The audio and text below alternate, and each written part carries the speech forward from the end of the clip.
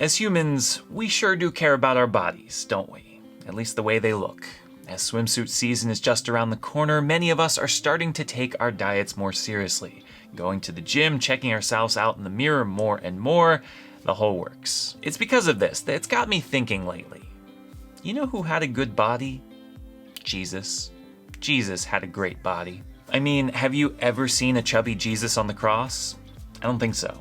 He is always well-toned, low body fat, clearly a man who has worked what? Okay, I think we've taken this one a little too far. I am, of course, kidding, at least in part. As familiar and sometimes creative as the artistic depictions of Jesus have become, the fact of the matter is that we just don't know what Jesus' body looked like. He could have been skinny and toned, or maybe it could have been a bit chubby, who knows? We don't. We can speculate, but there's nothing definitive to go on. What we do know, and why I'm most certainly not kidding at all when I say that Jesus had a great body, is the fact that he had one at all. That God took on flesh in the incarnation, kind of the most amazing mystery imaginable, but also that he kept that body after his death and resurrection. Notice how he's depicted in the post-resurrection narratives. Think about how he interacted with the disciples. In Luke's gospel, the two disciples only realize that it's him when he physically breaks the bread in front of them. He tells those in the upper room to touch his wounds, and he eats fish in front of them. In John's gospel, Jesus breathes on them. Thomas puts his finger in Jesus' side, and Jesus hands them bread and fish to eat. Jesus clearly had a body. He is physical in nature, just like them, able to speak, breathe, touch, and even eat. This is not some disembodied spirit, a hologram, or as Luke points out, a ghost. Even after the resurrection, Jesus maintained his physical form and human nature. They remained a part of who he was, which is incredibly important when you remember that nothing changed at the ascension. At no point in any of the Gospels does it ever say that he discarded his body. When he ascended into heaven, it doesn't say, and then his spirit rose to heaven, leaving his body on earth. No. It simply says he parted from them and was taken up to heaven. He was taken up to heaven. Not just a part of him, not just his spirit. He, Jesus, body, mind, soul, and divinity, went to heaven.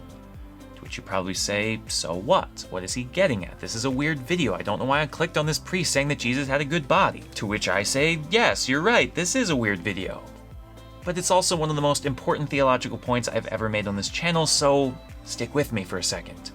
What is truly remarkable about this point is that because Jesus retained his body after the resurrection and through the ascension, a part of creation now exists for eternity within the heart of the Trinity.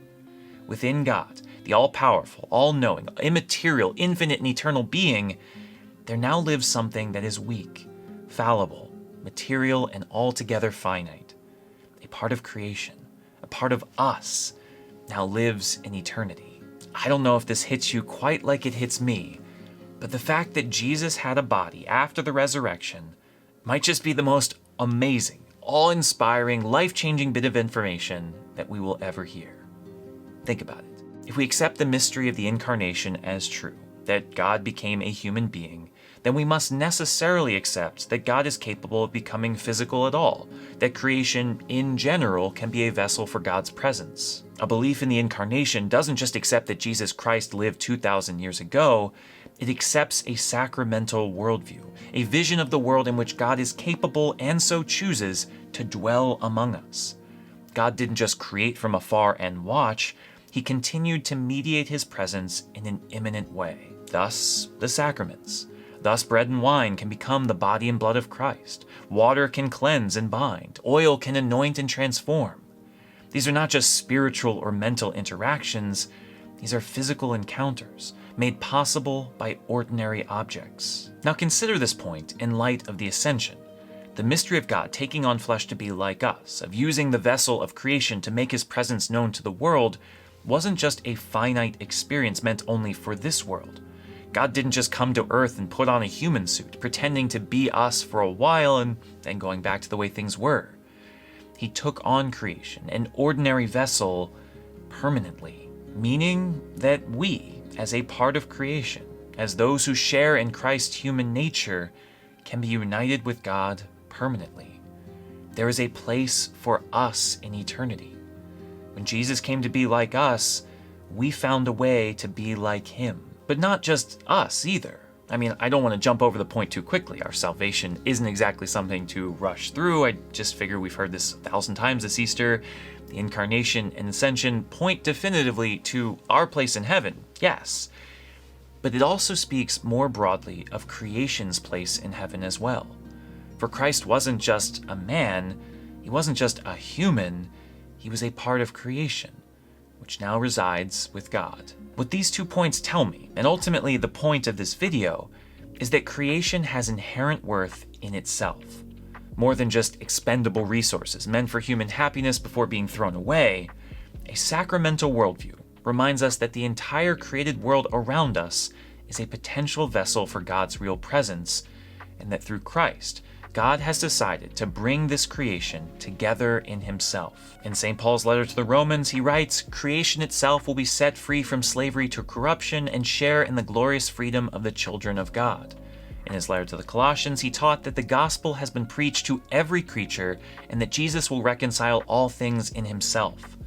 It's not just humans that seek salvation, not just us that will be brought to God, but creation. In his encyclical Laudato Si', Pope Francis references the work of the great Franciscan, Saint Bonaventure, when he teaches that each creature bears in itself a specifically Trinitarian structure, so real that it could be readily contemplated if only the human gaze were not so partial, dark, and fragile. For Pope Francis, a man who certainly chose the right name, there is something inherently good, inherently worthwhile, inherently godlike in every creature, regardless of its use to humans. Being a creation of God, being a vessel of God's presence, it is wonderful because of what it is before God, not because of what it does for us. Unfortunately, we as a people have a very technocratic approach to the world, running our societies with an aim to possess, master, and transform the outside world for human purposes. If something doesn't benefit humanity, it has no worth. And if it does, then we extract everything possible from it. This is very unsustainable and is just downright horrible theology. No longer is the world around us seen as creation, the work of God, a vessel of his presence. It's just stuff to be taken, exploited, and thrown away. Next week is the 6th anniversary of the promulgation of Pope Francis's original call to care for our common home, and I want to encourage you to take his exhortations seriously this year. Read the document if you haven't. See what he has to say. Take it to prayer. Examine your own conscience and see how God might be calling you to a more integral relationship with creation. If you're interested in a guide through the text, I made a short video last year offering an overview of the main points. There are many ways to read the text and tons of great resources online for how to put it into action, but it really comes down to what I've said here. If you accept the incarnation and ascension, if you accept that God created and seeks to redeem all to himself, if you accept that Jesus had a great body, how can we continue living like this? How can we continue to deny the inherent worth of creation, over-consuming, throwing away, and destroying what God has made? Something has to change.